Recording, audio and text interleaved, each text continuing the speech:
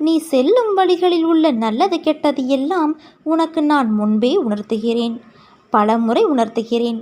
ஆனால் உன் பழக்கத்தின் அடிப்படையில் உன் புரிதல் உள்ளது. அதன் அளவிலேயே நீ புரிந்து கொள்கிறாய். எந்த ஒரு நல்ல பழக்கத்தையும் தொடர்ந்து 21 நாள் பழகு. அதன் பிறகு அது உன் வாழ்வின் கடைசி வரை விடாமல் கூட வரும். அப்பாவின் குணாதிசயங்கள் பிள்ளைக்கும் இருக்க வேண்டுமல்லவா? நீ என் பிள்ளை அல்லவா? என்னிடம் உள்ள நல்ல குணங்கள் உன்னிடமும் இருக்க வேண்டும். இல்லாவிட்டாலும் கொஞ்சம் கொஞ்சமாக பழக்கப்படுத்திக்கொள். உன் வாழ்வில் அது ஒரு திருப்பு முனையாக இருக்கும். வாழ்க்கையில் எதுவும் காரண காரியங்கள் இல்லாமல் நடக்காது.